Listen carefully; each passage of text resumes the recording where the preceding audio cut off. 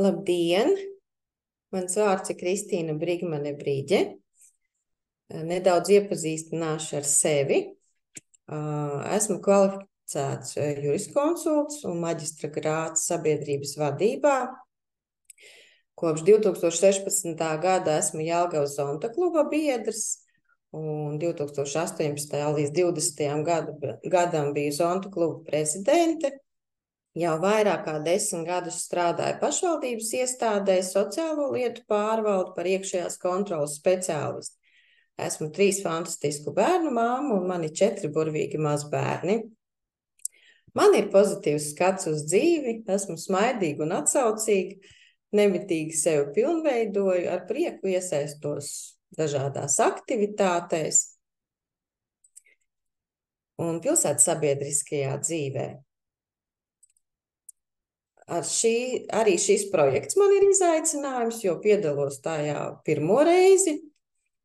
Esmu, protams, gandarīta būt starp lieliskām sievietēm, kuras ir iedvesmas avots man un citām, un prieks, ka ar savu iesaisti varam palīdzēt citām sievietēm augt. Erasmus projekta ietvaros sabiedrības izpratnes vairošanai par vardarbību pret sievieti esmu sagatavojusi apmācības programmu par tēmu cieņpilna komunikācija. Runā tikai tad, ja tas uzlabos klusumu. Tā ir teicis Mahatma Gandijs. Mūsu sarunas bieži vien pārvēršas par neauglīgu mētāšanos ar pārmetumiem. Kā no tā izvairīties? Ir nepieciešams prast saskatīt faktus, apzināties savas jūtas, izteikt savas domas, vajadzības, skaidri formulēt lūgumus. Tās ir tās metodas, kuras palīdz mums rast īstos vārdus un tās sastāvdaļas. Maršals Rozenbergs ir teicis, brīdī, kad cilvēks spēja runāt par to, ko viņš vēlas, nevis par to, kas citos ir nepareizi, uzreiz var ieraudzīt risinājumu sākumu. Amerikāņu psihologs Rozenbergs ir pasaulē atzīts konfliktu mediātors, kuru iedvesmoja Mahatma Gandijs ar nevardarbīgās pretošanās ideju, kā arī viņa skolotājs Karls Rodžers, kura aktīvās klausīšanās koncepciju humānā psiholoģija viņš attīstīja tālāk, kā uz vajadzībām orientētu pieeju.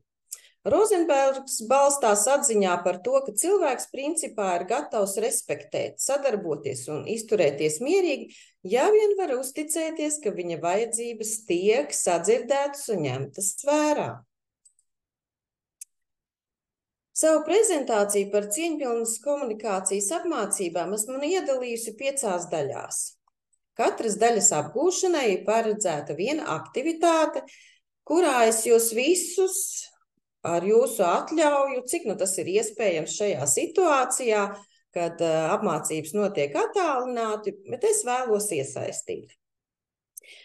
Programma ir paredzēta no 4 līdz 6 akadēmisko stundu apmācībām, bet šodien šīm apmācībām veltīsim aptuveni stundu sava laika. Pirmajā daļā veidosim izpratni par cieņpilnu komunikāciju un mēģināsim to pielietot praksē.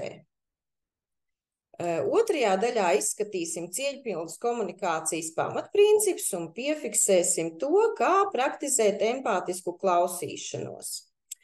Trešajā daļā apskatīsim, kādas ir komunikācija barjeras un apzināsimies mūsu aizspriedumus. 4. daļā runāšu par efektīvu atgriezenisko saiti un konfliktu risināšanu un piefiksēsim metodas, kā to trenēt. 5. daļā es stāstīšu par iekļaujošas kultūras veidošanu darba vietā un minēšu vairākus uzdevumus, kas var palīdzēt praktizēt cieņpilnu komunikāciju. Sakarā ar to, ka seminārs notiek attālināti, lūdzu sagatavojiet papīru un rakstāmo, lai varētu līdzdarboties. Tātad pirmajā daļā izskatīsim izpratni par cieņpilnu komunikāciju. Kas ir cieņpilna komunikācija? Tā ir fundamentāla pieeja miedarbībai ar citiem, kas ietver domu, ideju un jūtu izteikšanu ar empātiju un uzmanību. dažādu perspektīvu novērtēšanu un cienīgu izturēšanos pret visiem cilvēkiem. Protams, tas ietver arī aktīvu klausīšanos, lai saprastu citus un pārdomāti reaģētu. Cieņpilna komunikācija ir fundamentāla arī miedarbībā, kā izvairīties no valodas, kas var pazemot, diskriminēt vai izolēt no sabiedrības, kā arī vides veidošana, kurā valda savstarpēja cieņa, atvērtība un sapratne. Tātad cieņpilna komunikācija ir nevardarbīga komunikācija. Skaidrība un precizitāte ir galvenais nevardarbīgās komunikācijas metodas pamatprincips. Lielu daļu savas dzīves mēs pavadām darbā, tāpēc ir ļoti svarīgi, lai profesionālā vide, kurā ikdienā uzturamies, būtu veselīga un pacelājoša, nevis depresīva un nomācoša. Cieņpilnas un draudzīgas savstarpējās attiecības pavisam noteikti uzlabo darba vides kvalitāti, veicina produktivitāti un vēlmi vispār doties uz darbu. Lai gan mēs katrs esam personība, ir ļoti svarīgi atrast to zelta vidusceļu. Tas zelta vidusceļš reizēm arī nozīmē pārkāpt pāri saviem principiem un vēlmē pierādīt savu taisnību. Vīriešiem sievietes ir ļoti grūti saprast, un reizēm pat arī mēs pašas savas dzimuma pārstāvis nesaprotam, bet paturēsim prātā, ka nevajag turēt sevī sakāpinātas emocijas, un tās vajag izteikt skaļi. Neapskaudīsim komandas biedru uzvaras, bet priecāsimies par tām.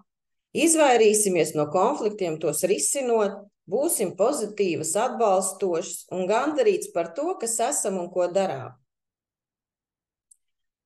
Cieņpilna komunikācija darba vidē nodrošina sievietēm dzimumu līdztiesību, dažādas iespējas, dažādas perspektīvas, inovācijas, pozitīvu kultūru un karjeras izaugsmi.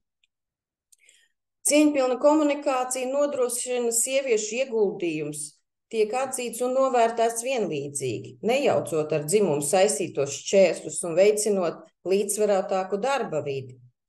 Cieņpilna komunikācija dod sievietēm iespēju pārliecinoši paust savas idejas, ambīcijas un bažas, veicinot iekļaušanas un līderības kultūru. Sievietes sniedz unikālus viedokļus un pieredzi, kas bagātina diskusijas un lēmumu pieņemšanas procesu, radot visaptverošākus rezultātus. Cieņpilna komunikācija veicina dažādu ideju apmaiņu, veicinot inovācijas un radošu pieeju problēmu risināšanā. Cieņpilna komunikācija veicina pozitīvu darba kultūru, kurā sievietes jūtas novērtēt, tādējādi palielinot apmierinātību ar darbu, motivāciju un tās saglabāšanu. Kā arī veicina profesionālo izaugsmi, nodrošinot platformu sieviešu balsīm, lai tās tiktu uzklausītas, atzītas un ņemtas vērā par līderības iespējām. Iekļaujoša darba vide un iekšējā organizācijas kultūra ir tāda, kas nodrošina vienlīdzīgas iespējas visiem darbiniekiem. Neatkarīgi no viņu ģimenes vai attiecību statusa, iekļaujošā attieksme ir brīva no diskriminācijas, no stigmatizācijas, respektē cilvēku izvēles un lēmumus, kas ietekmē labklājību un produktivitāti darbā. Pozitīvas un iekļaujošas komunikācijas priekšrocības. Tās ir uzlabota sadarbība, uzlabota morāla, konfliktu risināšana, darbinieku iesaistīšanās, pozitīva darba vide, saglabāšana un izaugsme un spēcīgākas attiecības. Tagad pieķersimies pie aktivitātes, kuru mēs varētu veikt, sadalot dalībniekus pāros. Cieņpilnas komunikācijas praksē aktivitātes mērķis ir palīdzēt darbiniekiem saprast komunikācijas nozīmi un izjust tās ietekmi. Kā piemēram, var sadalīt auditoriju, uz dalībniekus pa pāriem, pāriem pārunāt, piemēram, situāciju, kurā jūs esat izjutuši, kad netiekat uzklausīti darba vietā vai personīgajā dzīvē. Pēc tam šo situāciju jūs varat izrunāt viens no vienas puses, otrs pastīties, kāda ir viņa versija, un izrunāt, kādas bija sajūtas un kāpēc cieņpilna komunikācija ir svarīga šādās situācijās. Pēc tam, kad būsiet sadalījušies pa pāriem un izrunājuši kādu konkrētu situāciju, būtu nepieciešams, kad visi dalītos savos ieskatos. Piemēram, var lūgt kādam no pāriem izteikt atziņas un padalīties ar visu grupu, kādas būtu tieši tās tēmas, kas ir viņiem aktuālākas. Kādi ir stāsti tieši tiem cilvēkiem, jo katram ir savas dzīves situācijas. Trešām kārtām, kad jau ir izdarīti secinājumi, grupa var sniegt pārdomas. Piemēram, kā jums, kā grupai, katram individam šķiet, kāda ir ietekme tieši cieņpilnai komunikācijai. Var lūgt pastāstīt, kāpēc tieši jūs uzskatāt, ka cieņpilna komunikācija svarīga darba vietā. Jūs varat lūgt katru pastāstīt un padomāt par tām priekšrocībām, kas var tieši mainīties, ja darba vietā komunikācija ir cieņpilna, nevis pretēja un negatīva. Komandas mudināt var visus pārējos komandas dalībniekus iesaistīties vispār un izstāstīt vispārēji kā darba kultūrai. Apskatīsim, kādi ir ieguvumi no šādiem uzdevumiem. Tātad, veicot šādu aktivitāti, uzdevums sniedz dalībniekam taustāmu izpratni par cieņpilnas komunikācijas ietekmi. Tas mudina personiski pārdomāt cieņpilnas komunikācijas nozīmi dažādos kontekstos. Dalībnieki sāk redzēt, ka cieņpilna komunikācijas metožu izmantošana var uzlabot miedarbību darba vietā. Veicot šo aktivitāti, atcerieties, ka galvenais ir izveidot atvērtu un drošu vidi, lai dalībnieki, kas ir iesaistīti šajā aktivitātē, varētu dalīties savās domās un pārdomās, pieredzē, nepiespiesti. Šo uzdevumu veicot, ir galvenais un svarīgākais ir cieņpilnas komunikācijas pamatprincipu izpēte.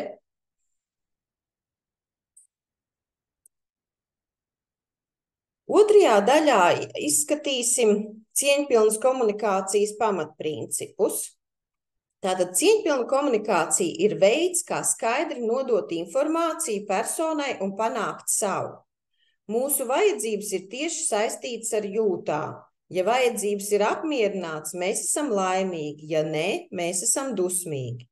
Nepieciešams ir koncentrēties uz vajadzību izpratni un iejūtību citu cilvēku jūtās.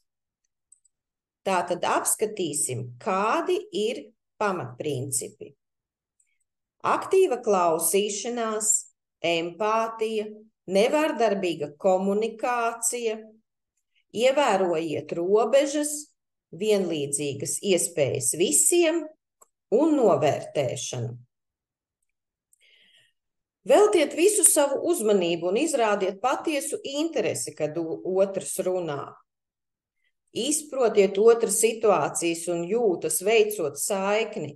Izsakiet domas bez vainošanas vai sprieduma. Saziņā ievērojiet personīgā komforta līmeni. Nodrošiniet, lai ikvienam būtu iespēja runāt un tikt uzklausītam. Un, protams, atklāti un regulāri izsakiet atzinību. Cieņpilna komunikācija ir kas vairāk nekā tikai spēja runāt. Tā ir sociāla rīcība. Pie tās pieder spēja aktīvi klausīties, mainīt perspektīvu, empātija, sadarbība, piedalīšanās, godīgums lēmumu pieņemšanā un aktīvs atbalsts. Veiksmīgas komunikācijas atslēga ir runāt skaidri. Tas varētu šķist tik vienkārši, bet biežāk mēs ielaižamies daudzvārdīgos abstraktos pārspriedumos un gandrīz nekad nerunājam par to, kā tobrīd jūtamies. Kad izgāžam uz sarunu biedru visu, kas sakrājies, viņš kļūst neuzmanīgāks, jo slīkst mūsu vārdu plūdos. Apgūstos 4 pamatnoteikumus – novērtējuša novērošana, savu sajūtu atzīšana, ar šīm jūtām saistīto vajadzību noteikšana un konkrētu lūgumu formulēšana. Mēs iemācamies runāt tā, lai sarunu biedrs varētu mūs sadzirdēt un saprast. Rezultātā komunikācija ar partneriem un bērniem, vecākiem un draugiem, kolēģiem kļūst daudz efektīvāk, un to ir vērts izmēģināt.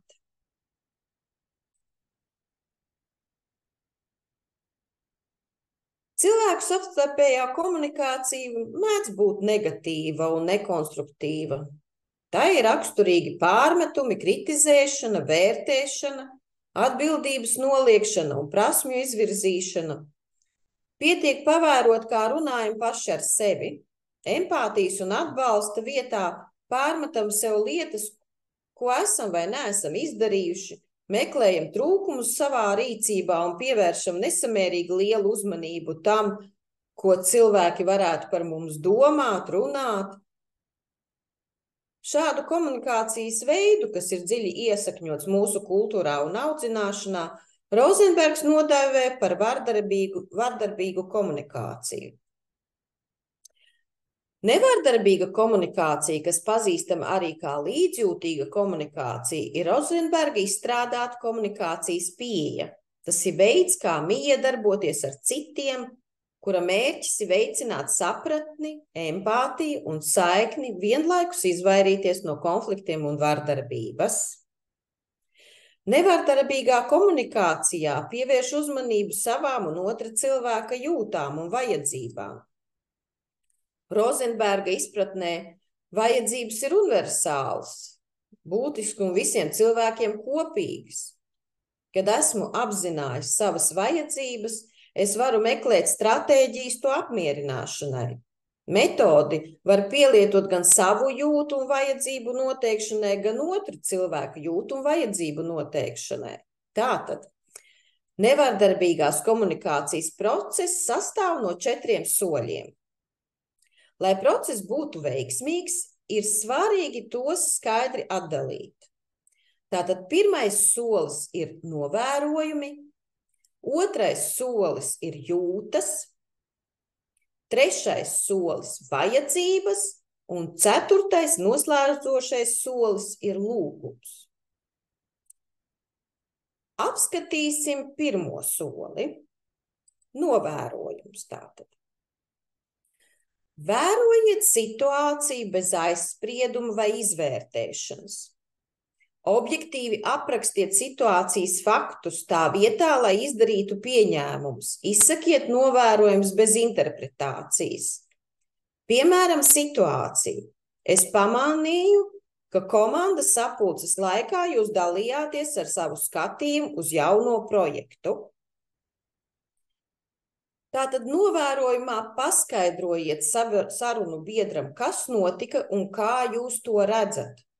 Nosauciet konkrētus faktus bez vērtējumu, etiķetēm un nosodījumu. Ja tie nav atdalīti, cilvēks dzirdēs tikai kritiku un informāciju tālāk neuztvers. Saskarsmē būs pārpratuma siena. Svarīgi nedomāt cita cilvēka vietā un nevispārināt. Piemēram, jūs vienmēr kavējat, jo nevarat organizēt sevi. Rozenbergs neiesaka vienmēr būt objektīvam un atteikties no spriedumiem. Psihologs aicina balstīt vērtējumus uz novērojumiem. Lai uzzinātu, kā veikt novērojumus, iedomājieties situāciju tā kā no malas, kā no augšas, it kā jūs tajā nepiedalītos. Atzīmējiet objektīvas detaļas un faktus bez viedokļa. Piemēram, noteikt faktu ar vērtējumu. Šis puisis ir neglīts. Kā jūs teiktu šo frāzi bez vērtējumu?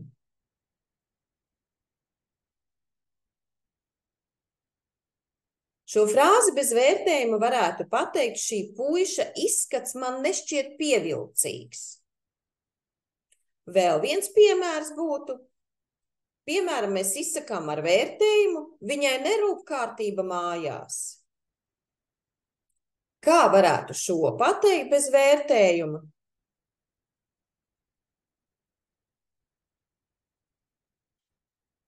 Bez vērtējuma to varētu pateikt: es neesmu redzējusi viņa tīrā māju pēdējās 3 nedēļas.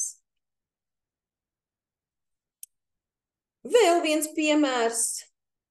Piemēram, mēs izsakam ar vērtējumu: mana māsa mācības velk līdz pēdējam. Vai kāds no dalībniekiem varētu pateikt variantu, kā izteikt to bez vērtējuma?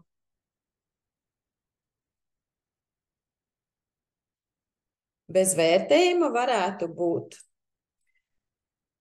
mana māsa sāk mācīties eksāmeniem vai pārbaudas darbam iepriekšējā vakarā. Izskatīsim otro soli. Tātad otrais solis - sajūtas. Kad novērojums ir izdarīts, mums ir jāizrāda emocijas. Ko piedzīvojam, ko novērojumu rezultātā izjutām. Izmantojiet vārdus, lai spētu aprakstīt savu emocionālo stāvokli. Piemēram, es jutos pateicīgs, ka dalījāties savās atziņās. Tātad sajūtas. Jums ir jāsaprot, kādas emocijas jūs jūtat, un nosauciet tās. Saskarsmē cilvēki katru reizi nodod emocijas, taču visbiežāk to dara neverbāli, bez vārdu lietojuma, sejas izteiksmes, žesti, intonācija. Ja jūs tulkojat neverbālo saziņas veidu verbālajā, komunikācija kļūst precīzāka. Piemēram, parādot bailes, jūs parādiet to sejas izteiksmē, un cilvēks nevar jūs uzreiz saprast. Bet pasakot skaļi es baidos, sarunu biedrs tevi noteikti sapratīs, un viņam būs kaut kas jādara. Lai izteiktu jūtas, jānosauc viena pozitīva vai negatīva emocija. Jūtu izteikšana vārdos ir sarežģīta, īpaši tiem cilvēkiem, kuri bieži neieklausās sevī. Jūtas var sajaukt ar vērtējumu, interpretāciju vai domu. Lai skaidrāk paustu emocijas, Rozenbergs iesaka izmantot jūtu vārnīcu un pastāvīgi to papildināt. Kā mēs varētu pateikt nejūtīgi, bez jūtām? Man šķiet, ka neesmu mīlēta.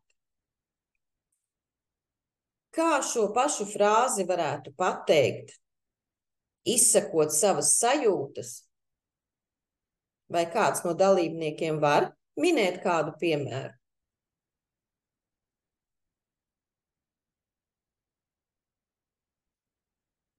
Tātad šo frāzi man šķiet, ka neesmu mīlēta, izsakot jūtās, var teikt, es jūtos vientuļa.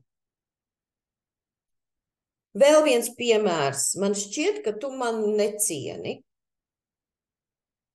Tas nebūs pareizākais veids cieņpilnā komunikācijā. Izsakot jūtas, šo frāzi var teikt, es jūtos pazemota. Piemērs, man šķiet, ka es nevaru paveikt šo darbu. Vai ir kāds, kas varētu pateikt, kā to izteikt jūtās?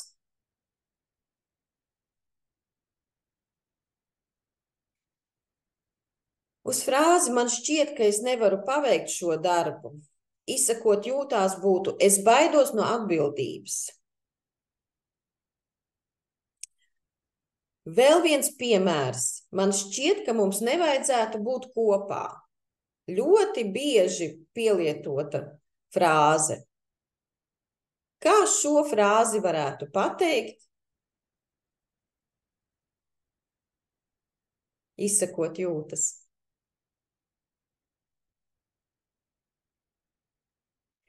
Es esmu neapmierināta ar tevi. Šī frāze uzreiz uzsver jūtas. Es esmu neapmierināta. Pāriesim pie trešā nākamā soļa. Kad ir izdarīts novērojums, tātad izteiktas sajūtas, mēs nonākam pie trešā soļa, pie vajadzības. Tātad nosakiet pamatvajadzību vai vērtību, kas izraisa jūsu emocijas. Vajadzība ir universāla un būtiska cilvēciskas pieredzes aspekti. Piemēram, tas atbilst manai vajadzībai pēc sadarbības un atklātas komunikācijas, kad komandas locekļi aktīvi piedalās. Nepieciešams ir formulēt vajadzību bez sprieduma vai viedokļa. Vajadzība izskaidro, uz ko balstās jūtas un kāpēc jums ir svarīgs turpmākais pieprasījums. Ja tas nav izdarīts, persona var uztvert vajadzību kā kritiku. Reaģējot uz kritiku, cilvēks aizstāv sevi un atbild līdzīgi. Piemēram, kad sieva saka, tu katru vakaru paliec vēlu, tu mīli savu darbu vairāk nekā es. Šajā piemērā viņa stāsta, ka viņas vajadzība pēc tuvības nav apmierināta, taču vīrs dzirdēs pārmetumus. Neapzināti kļūst aizsardzības un reaģē ar pasīvu agresiju, un vīrs atbildētu: es strādāju 12 stundas dienā, lai nopelnītu naudu mūsu nākamajam atvaļinājumam. Jūs nenovērtējat manu darbu. Agresijā slēpjas vajadzība pēc atzīšanas. Tātad vajadzības noteikšana. Ja? Rozenbergs raksta, ka lielākā daļa no mums nekad nav iemācījušies domāt par vajadzībām. Ja viņi nesaņem atbildi, mēs domājam, ka apkārtējiem kaut kas nav kārtībā. Tātad, daži piemēri. Spriedums. Tu apsoli 3. dienu. Kāda būtu vajadzība, vai kāds var pateikt, kāda varētu būt vajadzība šajā variantā? Tu apsoli jau 3. dienu. Vajadzība būtu godīgums pēc godīguma. Minēšu vēl vienu variantu. Beidz skatīties uz manu telefonu. Kāda ir vajadzība šajā variantā? Vajadzība ir pēc pārliecības. Spriedums. Šī glezna lieliski izskatītos telpā. Kāda ir cilvēka vajadzība?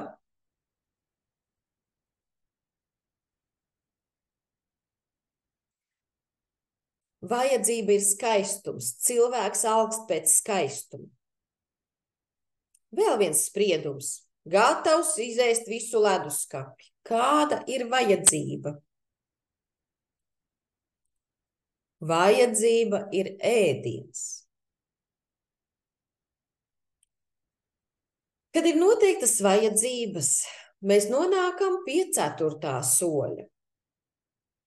Un 4. solis tātad ir lūguma izteikšana. Skaidri un ar cieņu izsakiet to, ko vēlaties lūgt no otras personas. Iesniedziet konkrētu pieprasījumu, kas ir īstenojams un realistisks.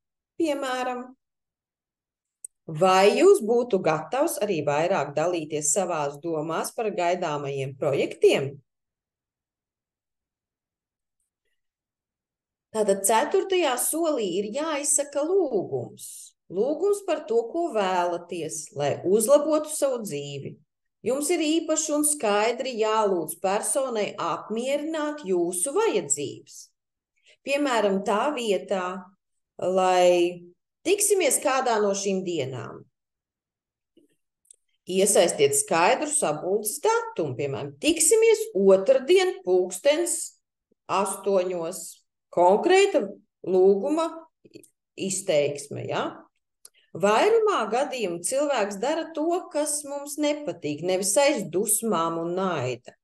Viņam šķiet, ka viņš visu dara pareizi, vai arī viņš nezina, kā to izdarīt citādi. Skaidrs pieprasījums sniedz otrai personai skaidru rīcības plānu, kas var uzlabot jūsu attiecības un dzīvi. Lai izteiktu skaidru pieprasījumu, Rozenbergs iesaka lietot pozitīvu formulējumu bez nē un izvairīties no abstraktiem aprakstiem. Sarunu biedrs var pieņemt lūgumu kā prasību, ja domā, ka tiks sodīts vai vainots nepaklausībā. Tad cilvēks var to nepildīt un atbildēt ar vardarbību. Atceries, ka cieņpilnas komunikācijas mērķis nav kaut kādā veidā sasniegt savus mērķus, bet gan veidot attiecības, kuru pamatā ir godīgums un empātija. Tikai šādas attiecības apmierinās abus sarunu biedru vajadzības. Piemēram, izsakoties kritiski, kā bieži mēs to darām, ja? Dēls izaudz beidzot. Kā šo pašu frāzi mēs varētu pateikt ar lūgumu? Vai kāds no jums varētu minēt?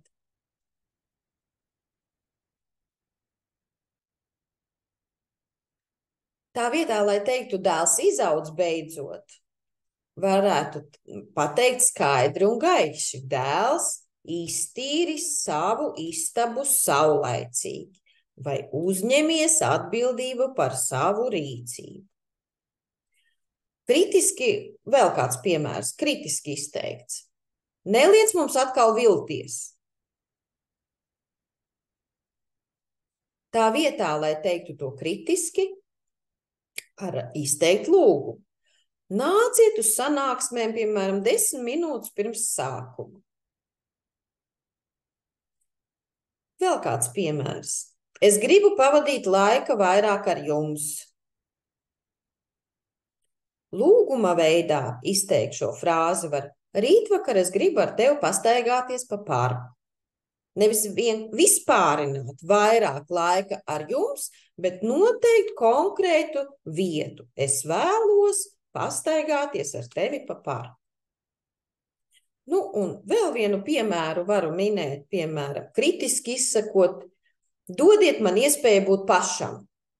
Ļoti bieži mums bērni to pasaka tīņu vecumā. Un ar lūgumu šo frāzi mēs varētu pateikt: smaidiet un uzslavējiet mani par kaut ko. Tā vietā, lai teiktu, dodiet man iespēju būt pašam.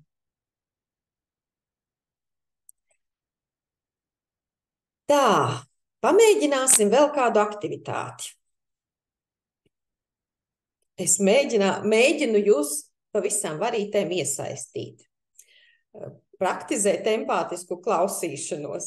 Es domāju, jums tas izdodas ļoti labi. Šīs aktivitātes mērķis ir praktizēt aktīvu un empātisku klausīšanos, komunicējot profesionālajā vidē. Piemērs, lai izprastu sevi. Pieņemsim. Lekcijas laikā dalībnieks man tagad skaļi teiktu: šis ir garlaicīgi, šādas domas esmu dzirdējis jau neizsakāmas reizes. Nu tātad.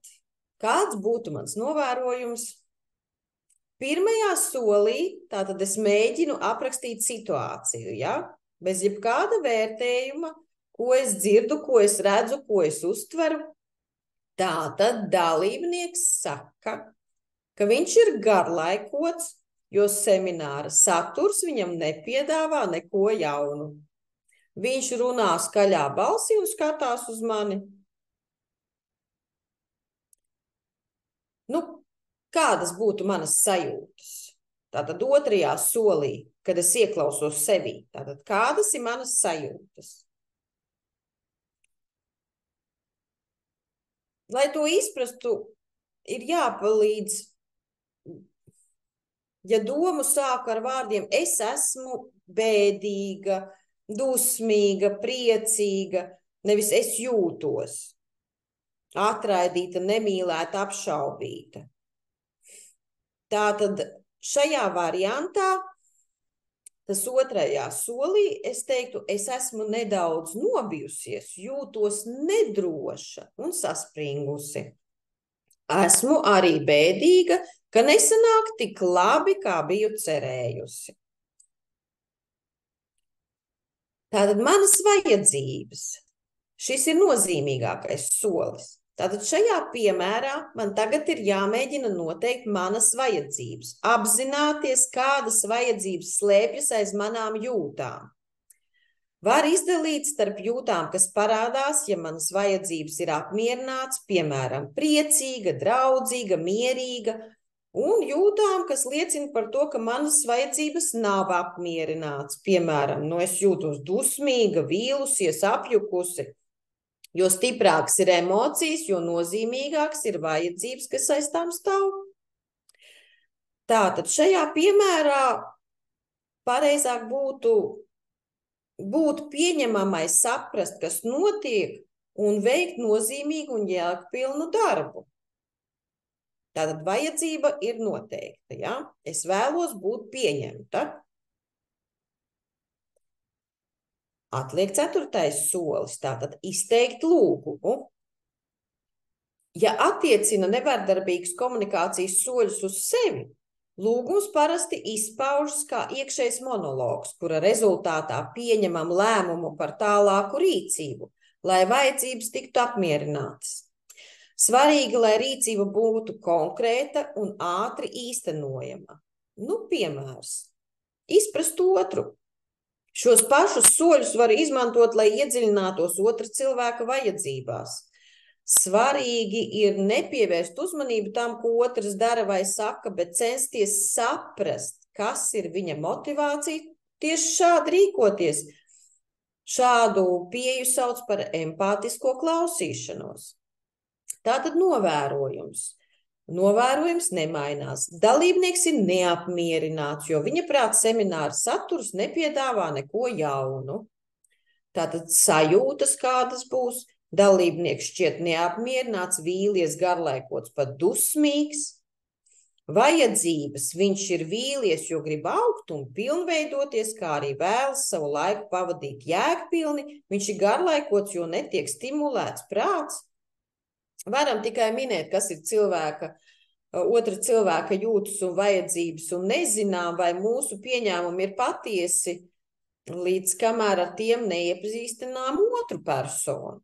Tātad daloties ar to, kā uztvēru otra rīcību, apliecinu, ka man rūp viņa vajadzības.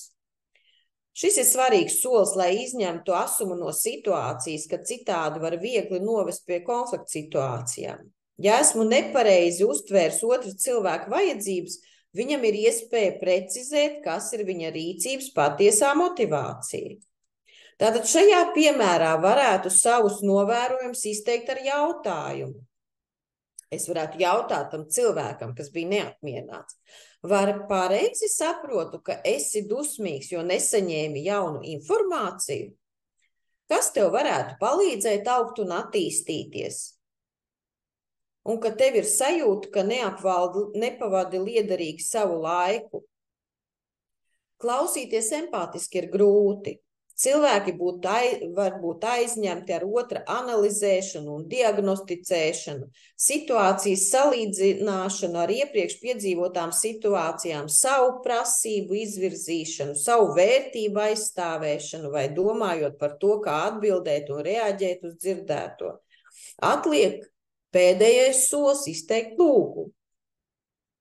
Komunikācijā nevar izvirzīt prasības pret otru cilvēku, vienīgi var veikt lūgumu. Vēlams, lai tas būtu skaidri formulēts un konkrēts. Otrs cilvēks šo lūgumu var pieņemt vai arī noraidīt. Tātad dalībniekam, kas klausās manu semināru, varētu izteikt šādu lūgumu. Redzu, ka esi vīlies seminārā, jo tā saturs tev nesniedz neko jaunu. Tāpēc gribu tev lūgt pēc lekcijas beigām palikt uz 10 minūtēm, lai pārunātu, kas ir jautājumi vai aspekti šajā tēmā, kuriem man vajadzētu pievērst uzmanību semināru turpinājumā rītdien. Iesācējiem ir grūti pielietot nevardarbīgas komunikācijas principus tekošā sarunā vai notiekošā konfliktā, jo 4 soļu apsvēršana prasa parasti koncentrāciju un laiku. Man šī metode bieži vien pirmām kārtām kalpo kā vadlīnija, kuras palīdzību izvērtētu notikušu situāciju un pārdomātu savu tālāko rīcību. Mēs varam mēģināt praktizēt empātisku klausīšanos.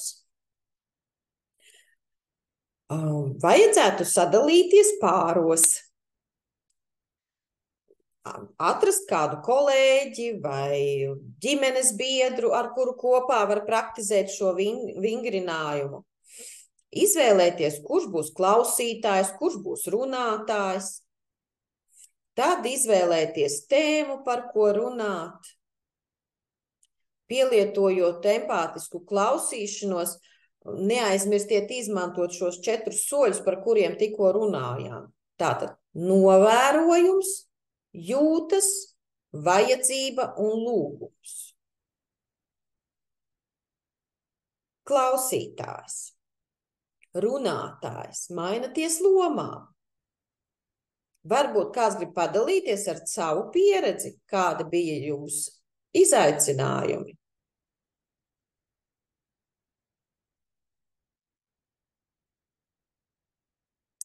Paskatīsimies, kādi ir ieguvumi. Tātad, ja mēs praktizējam šādas sarunas, izejot visus šos 4 soļus, šie vingrinājumi palīdz jums labāk apzināties savas klausīšanās prasmes un mudina jūs aktīvi iesaistīties citu viedokļos. Tā nodrošina drošu vietu, kur praktizēt cieņpilnu saziņu un saprast, cik svarīgi ir novērtēt dažādas perspektīvas. Praktizējot empātiju, jūs uzlabojat savu spēju sazināties ar kolēģiem un veicināt pozitīvu un iekļaujošu darba vidi. Atcerieties, ka cieņpilna komunikācija ir nepārtraukts darbs, jo vairāk praktizēsiet empātisku klausīšanos, jo labāk varēsiet veidot spēcīgas attiecības un izprast apkārtējo pieredzi. Neaizmirstiet nošķirt nekonstruktīvu kritiku un nepamatotus uzbraucienus. Šī metode māca, ka šīs situācijas nedrīkst uztvert personīgi, jo katra cilvēka uzvedība ir vadīta no viņa vajadzībām. Ja otrs saka kaut ko apvainojošu vai sāpinošu, ir mērķtiecīgāk nepievērst uzmanību teiktajam, bet mēģināt saprast, kāpēc viņš tā rīkojas. Cieņpilna komunikācija palīdz apzināties, ka negatīvās emocijas ir tikai un vienīgi mana paša atbildība. Nav viegli pieņemt Rozenberga apgalvojumu, ka otrs cilvēks nekad nav manu dusmu cēlonis, bet šīs dusmas ir indikators tam, ka manī ir neapmierinātas vajadzības, un tāpēc dusmojos. Kad pieņem šo domu, tā palīdz uzņemties atbildību par savām jūtām un rīcībām. Un visbeidzot, Nevardarbīgā cieņas pilnā komunikācijā ir ļoti spēcīgs konfliktu risināšanas instruments. Pastāv citas teorijas un metodes, bet, manuprāt, neviena cita pieeja nav tik praktiski saprotama un tieša kā Rozenberga attīstītā pieeja.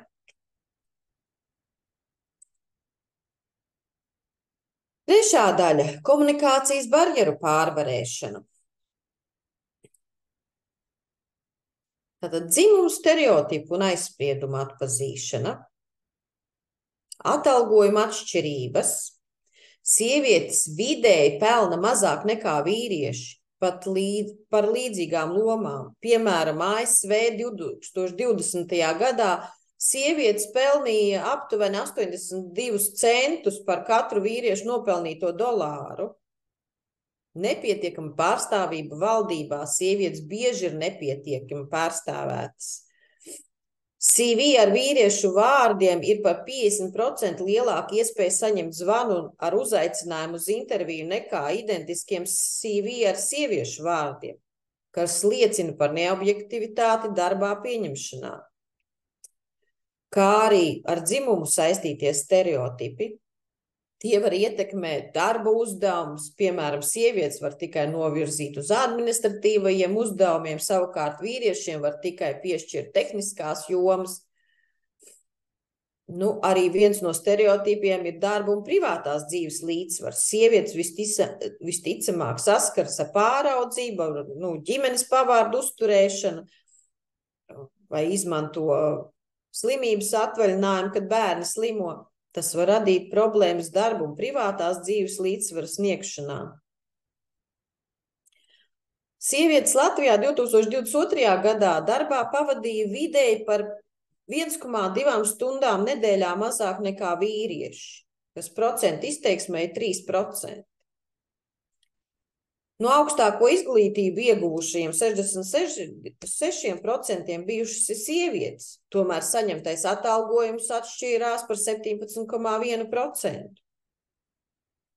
Pērn vīriešu un sieviešu darba samaksa visvairāk atšķīrās mākslā, kultūrā un atpūtas pakalpojumu nozarē. Vīrieši saņem vidēji par 37,2% lielāku algu. Vīzdēļ dzimumu stereotipu un aizspriedumiem.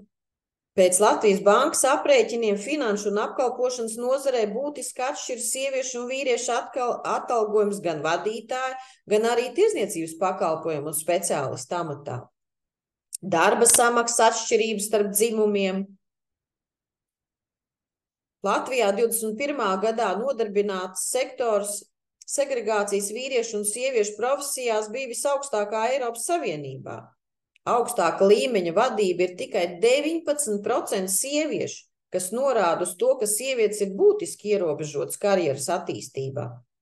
Sievietes karjeras izvēles bieži ierobežo fakts, ka viņas uzņemas mājas pavārda lomu, velta ilgāku laiku rūpēm par bērniem, ģimeni nekā vīrieši.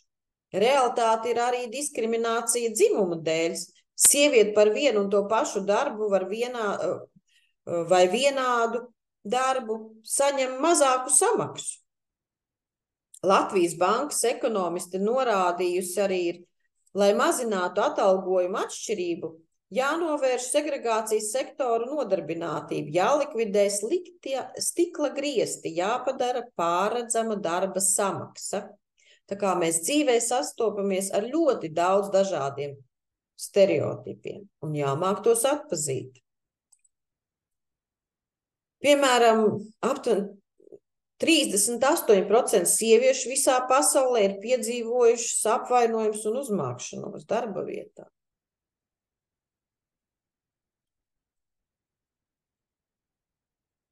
Apskatīsim mikroagresijas un neapzinātu aizspriedumu risināšanas veidu. Tātad, kas ir mikroagresijas? Īsas un bieži vien neapzinātas darbības, komentāri vai uzvedība, kas sniedz negatīvu vai diskriminējošu vērtējumu, pamatojoties uz individa rasi, dzimumu, etnisko piederību vai citiem viņa identitātes aspektiem. Šīs darbības var nodarīt kaitējumu un veicināt atstumtību un diskomforta sajūtu. Un kādi mums tad ir neapzināti aizspriedumi? Tātad automātiski iesakņojušies stereotipi vai aizspriedumi, kas ietekmē mūsu lēmumus un uzvedību bez mūsu izpratnes. Šo aizspriedumu pamatā bieži ir sabiedrības vai kultūras nosacījumi, un tie var ietekmēt mūsu miedarbību un spriedumus par citiem.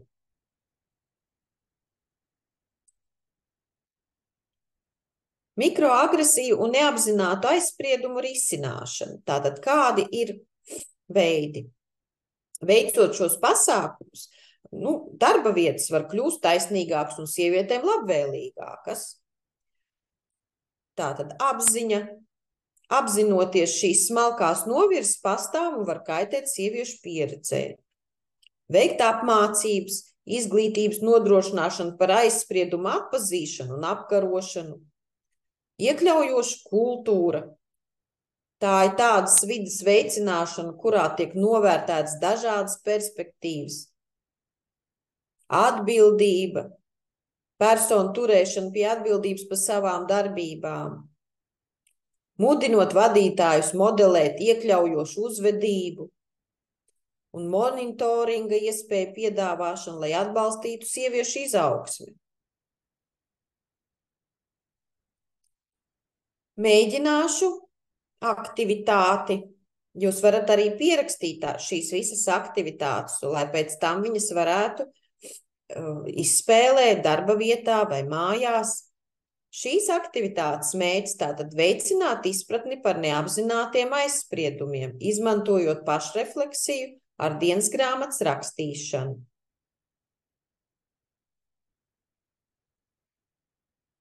Tātad aizsprieduma atpazīšanas dienasgrāmata. Konflikta situācijas vēlams ir pierakstīt. Lūdzu, uzrakstiet, piemēram, situāciju, kurā esat pamanījuši, ka esat aizspriedumaini savos uzskatos vai darbībās.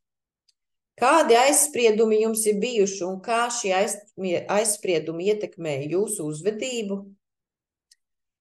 Šī darbība nodrošina vienkāršu, bet efektīvu veidu, kā indivīdi laika gaitā vairāk apzinās savas neapzinātās novirzes un veids proaktīvas darbības, lai tās pārvaldītu.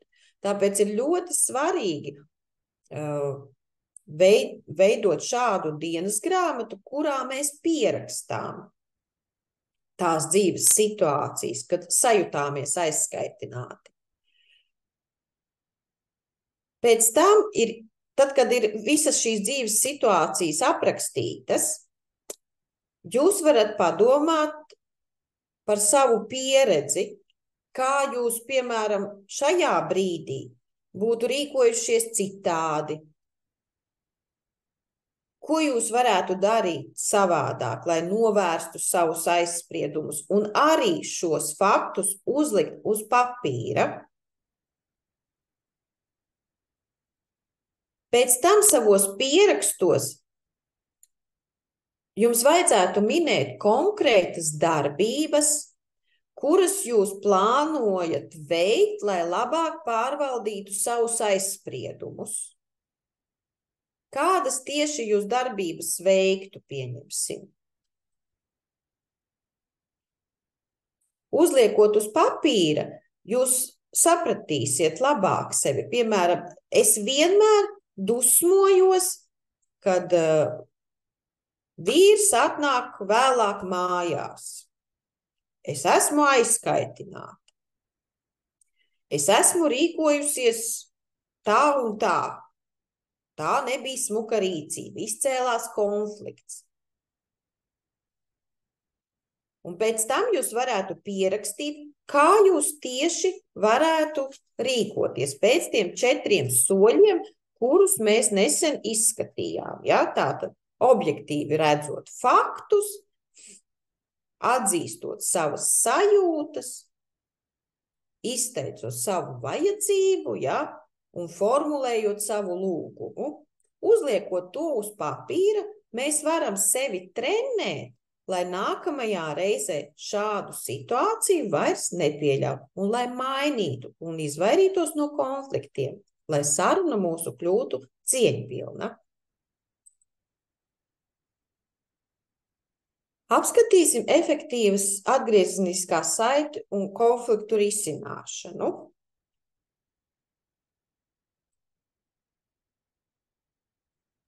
Konstruktīva atgriezeniskā saite ir būtisks instruments izaugsmes un uzlabojumu veicināšanai darba vietā. Tas ietver atgriezeniskās saites sniegšanu, kas ir specifiska, līdzsvarota un vērsta uz to, lai palīdzētu indivīdiem attīstīt savas prasmes un veiktspēju. Tātad, kādi ir konstruktīvas atgriezeniskās saites mērķi, paņēmieni un priekšrocības? Tātad mērķis būtu: galvenais nolūks ir veicināt pozitīvas pārmaiņas izaugsmi individos vai komandās. Tātad kādi būtu tie paņēmieni? Specifiskums, līdzsvarots, saulaicīgums, empātija un mērķtiecība. Ja? Tātad atsauksmēm jābūt specifiskām, koncentrējoties uz konkrētām darbībām vai uzvedību, nevis vispārīgām iezīmēm. Atgriezeniskajā saitē iekļaujiet gan pozitīvus aspektus, gan jomas, kas jāuzlabo. Jūs gribat paslavēt kādu, sniedziet atsauksmi saulaicīgi, lai tā būtu atbilstoša un izmantojama. Katram arī darbā gribas pa padarīto darbu saņemt saulaicīgu atzinību. Pieiet atsauksmēm ar empātiju un cieņu pret saņēmēju jūtām. Neaizmirstiet par tām. Un esiet mērķtiecīgi, skaidri paziņojiet vēlamos rezultātus vai uzlabojumus, ko jūs īsti vēlaties panākt. Un konstruktīva atgriezeniskā saite līdz ar to uzlabos veiktspēju, uzlabos prasmes, spēcīgākas attiecības darba vietā un ģimenē.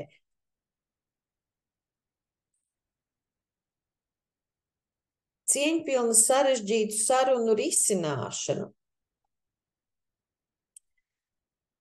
Arī tās nozīmīgums, tātad stratēģijas un rezultāti. Apskatīsim tātad. Cieņpilnu sarežģītu sarunu risināšana nozīmīga, jo pareiza tās virzība ir, lai atrisinātu konfliktus un risinātu darbības problēmas un uzturētu veselīgu darba vidi. Tātad, kādas stratēģijas mēs varam piemērot cieņpilnas sarunu sarežģītu risināšanā? Tātad aktīvu klausīšanos, mēs aktīvi klausamies, izrādiet empātiju, saglabājot sevī mieru, izsakot es apgalvojumus un koncentrējoties uz risinājumiem.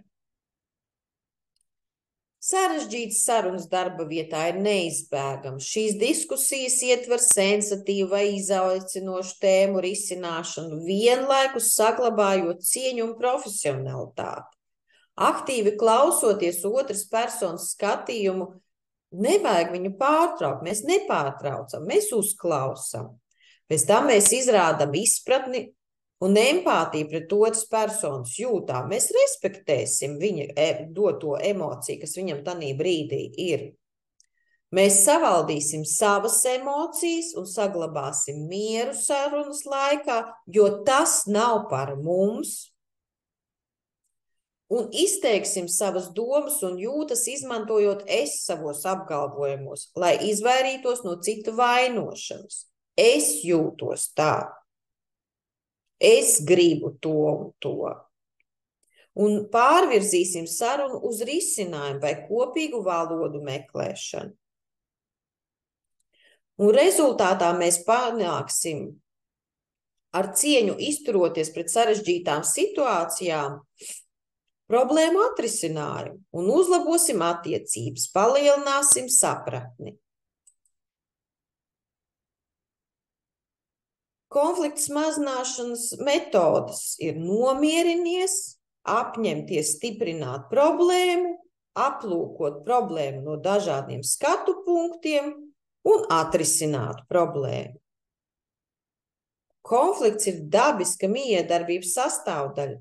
Efektīva konfliktu risināšana ietver domstarpību risināšanu tādā veidā, kas noved pie apusē izdevīgiem risinājumiem.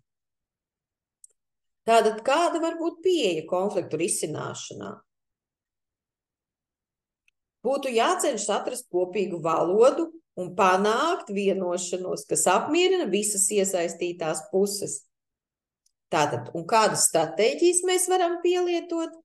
Tātad aktīvu komunikāciju, starpniecību, atrast kompromisu, izprast intereses un panākt vienošanos. Veicināt atklātu un godīgu saziņu starp konfliktējošām pusēm, ja nepieciešams izmantot neitrālu trešo pusi, lai atvieglotu un noregulētu procesu. Mudināt abas puses noteikt jomas, kuras tās var piekāpties, sarunāties, ko jūs vēlaties panākt, kas jums ir uz sirds. Izpētīt katras puses intereses un vajadzības, lai atrastu kopīgu valodu, iedziļināties tajā situācijā un strādāt pie apusēji pieņemama risinājuma, kas risina galvenos jautājumus un nonāk pie rezultātu. Šādas konfliktu risināšanas metodes ir efektīva darba attiecībās. Tas uzlabo darba attiecības, paaugstina produktivitāti, nodrošina harmoniskāku darba vidi un arī mājās attiecībās tas arī uzlabo attiecības.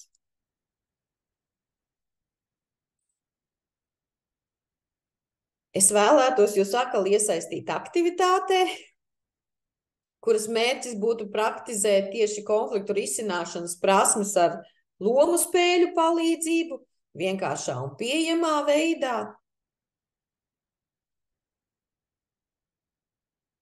Piefiksējiet aktivitātes vadlīnijas, lai varētu šo konfliktu risināšanas vingrinājumu praktizēt citreiz.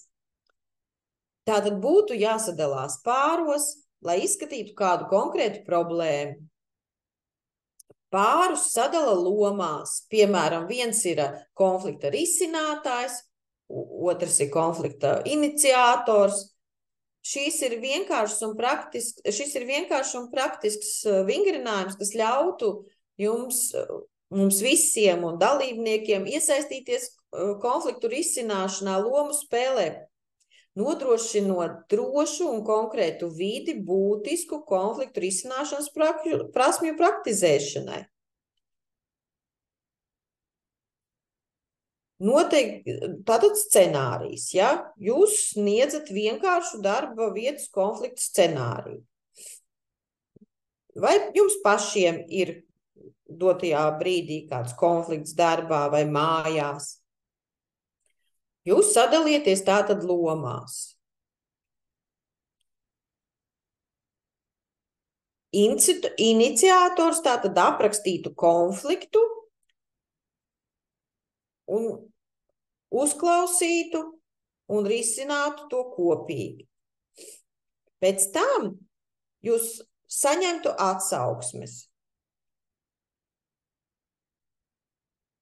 Es jums lūgtu izteikt, ja jūs piedalītos aktīvi, es jums lūgtu izteikt savas sajūtas, kuras jūs esat pārdzīvojuši, risinot, piemēram, kādu konkrētu konfliktu. Un tad es lūgtu jūs samainīties lomām, izmantojot to pašu vai citu kādu scenāriju. Un varbūt otra puse varētu piedāvāt citu risinājumu.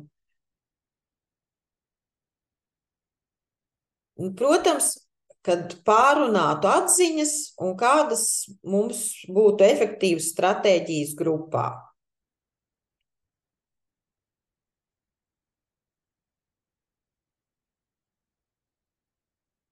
Parunāsim par iekļaujošas kultūras veidošanu darba vietā. Dzimumu līdztiesības un vienlīdzības veicināšana. Tā ir ļoti svarīga, lai radītu daudzveidīgu un iekļaujošu darba vidi. Šī iniciatīva ir vērsta uz vienlīdzīgu iespēju, tiesību un attieksmes nodrošināšanu visiem dzimumiem. Latvijā 54% no iedzīvotājiem ir sievietes. 21. gadā 60% no augstskolu absolventiem. Nodarbināts ir 72% sievietes, bet tikai 19 sieviešu lielo uzņēmumu padomēs un 30% likumdevēju vidū.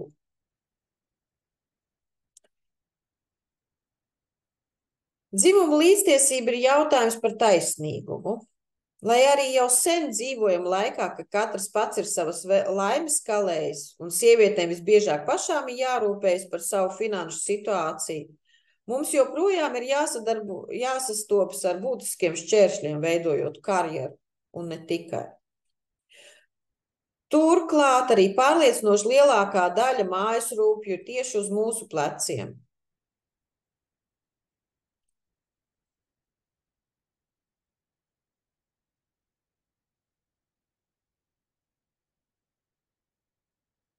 Dzimuma līdztiesības un vienlīdzības veicināšana. Kāda tā būtu? Tā tad jānosaka mērķi. Ar dzimumu saistīts diskriminācijas un aizspriedumu likvidēšanu. Jānovērš ir atšķirības starp dzimumiem. Tādas darba vietas un kultūras veicināšana, kurā tiek vērtētas dažādas dzimuma identitātes. Stratēģijās iekļaujošā darba pieņemšanas un paaugstināšanas prakses īstenošana, ģimenei draudzīgu politiku nodrošināšana, piedāvājot daudzveidīgas apmācības, kas pievērš dzimuma aizspriedumiem, monitoringu un sponsorēšanas programmas izveidi sievietēm vai nepietiekami pārstāvētiem dzimumiem. Politikas īstenošana, kas nepieļauj uzmākšanos darba vietā. Veicinot dzimumu līdztiesību, mēs varam iegūt tādus ieguvumus kā daudzveidīgāku un inovatīvāku darba spēku, uzlabotu darbinieku morālu un apmierinātību, uzlabotu kā iekļaujošu darba devēja reputāciju un arī atbilstību juridiskajiem un ētikas standartiem. Ļoti svarīga darbā ir arī sasniegumu atzīšana un svinēšana. Protams, tas nav tikai darbā, bet arī mājās. Mums katram ir svarīgi, ka mūs novērtē, ko mēs esam paveikuši. Sasniegumu atzīšana un svinēšana uzlabo darbinieku morāli un katram individa morāli, motivāciju un piederības sajūtu. Šī iniciatīva ir vērsta uz izcilu ieguldījumu atzīšanu un apbalvošanu. Sasniegumus ir jāsvin. Sasnieguma atzīšanas un svinēšanas mērķi. Darbinieku iedrošināšana un motivēšana, pozitīvas uzvedības un rezultātu nostiprināšana, novērtēšanas un atzinības kultūras veidošana. Kādas var pielietot stratēģijas? Piemēram, atpazīšanas programmas mēneša darbinieks. Mājās izveidot kādu atzinību par paveikto darbu. Piemēram, katru mēnesi kādu no ģimenes locekļiem apbalvot par labu paveiktu darbu, tādu, piemēram, par kuriem jums ir konfliktu jautājumi kaut kādā konkrētā lietā. Protams, balvas par sasniegumiem un prēmijas. Prēmijas mums patīk visiem. Mēs līdz ar to arī jūtamies daudz priecīgāk un ar prieku nākam uz darbu. Mājās arī apbalvojiet savu bērnu vai mīļoto, un jūs redzēsiet, ka jūs pretī saņemsiet tātad pozitīvāku attieksmi. Komandas svinības, lai sasniegtu atskaites punktus vai mērķus, un arī mājās svinot kādas uzvaras. Personalizētas pateicības piezīmes un atzinības zīmes, sabiedrības atpazīstamības sanāksmi vai uzņēmuma mēroga saziņas laikā. Kādi ir ieguvumi pielietojot šīs stratēģijas? Piemēram, paaugstināta darbinieku vai ģimenes locekļu iesaistīšanās un lojalitāte, uzlabots komandas darbs un sadarbība gan mājās, gan darbā, augstāka produktivitāte un apmierinātība darbu, uzlabots darba devēja zīmols un saglabāšanas rādītāji, un līdz ar to arī sava vērtība mēs ceļam. Veicot aktivitātes, atcerēsimies, ka cieņpilnas saskarsmē nepieciešams objektīvi novērtēt faktus. Tātad neizmantojot vispārinājumus, tu vienmēr, tu nekad, bet konstatējot faktus, piemēram, darbs nav padarīts. Praktizējot cieņpilnu komunikāciju, atcerēsimies arī atzīt un izprast savas sajūtas, kāpēc mani šī situācija aizkaitināja. Izteikties, es esmu sarūktināta, es satraucos. Protams, mācīsimies izteikt savas vajadzības. Pamatvajadzības, ka visiem mums ir vienāds. Mīlestība, atzīšana, drošība. No kā es patiesībā baidos. Mācīsimies formulēt savu lūgumu, neizsakot negatīvas frāzes. Es vairāk necietīšu, neuzdrošinies kavēt. Mēs tās frāzes varam aizstāt ar es gribu, lai tu piezvanītu, kad kavējies. Es gribu, lai drēbes noliec skapī uzreiz, kad noģērbies. Es jums gribu piedāvāt vēl pāris aktivitātes, kurus jūs varat pierakstīt, kā viņas veikt, lai palīdzētu veicināt un praktizētu cieņpilnu komunikāciju. Ne tikai darba vidē, bet arī mājās. Tātad aktivitāte 2 patiesības un cieņpilna atbilde. Šajā spēlē tātad dalībnieki pēc kārtas dalās 2 patiesos apgalvojumos un vienā izdomātā apgalvojumā par sevi. Pēc katras personas dalīšanās pārējā grupa atbild ar cieņpilniem un pozitīviem jautājumiem. Tātad visi jautājumi ir cieņpilni un pozitīvi.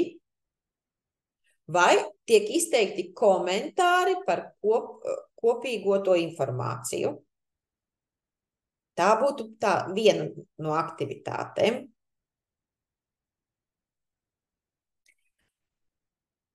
Otra aktivitāte būtu komplimentu ķēde. Darbā vai mājās jūs varat sasēsties aplī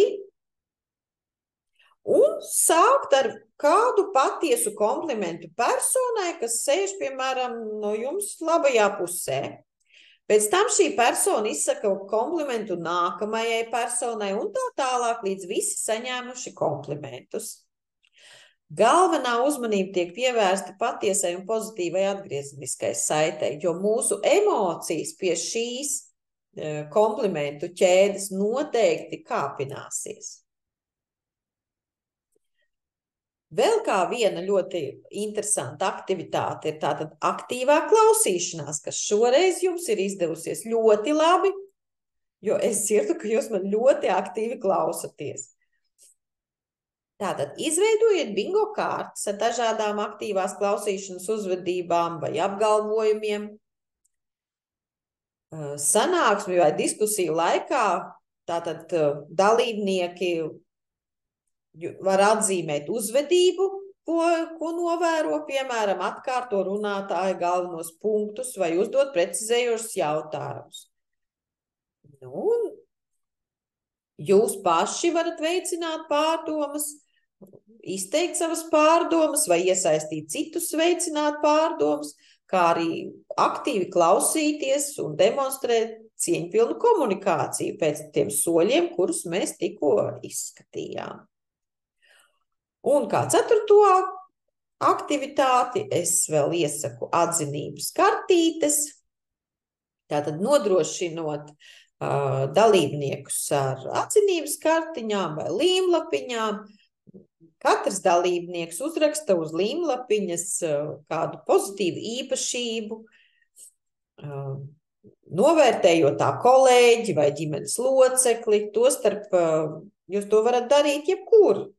Tas var būt darba vietā, kādas ārā aktivitātēs vai ģimenes aktivitātēs.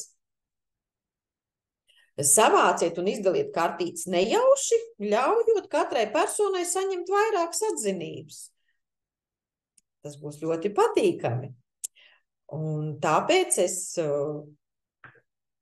veicinu un iesaku praktizēt jums cieņpilnu komunikāciju, tiešām izmēģināt šīs aktivitātes, kuras mēs šodien izskatījām, neaizmirst par galvenajiem soļiem, tātad objektīvi redzēt faktus, atzīt savas sajūtas, tad izteikt savu vajadzību un formulēt savus lūgumus. No sirds es vēlos pateikties jums. Liels paldies par tiem, kas pieslēdzās. Praktizēsim cieņpilnu komunikāciju katru dienu harmoniskākai un produktīvākai videi. Liels paldies jums!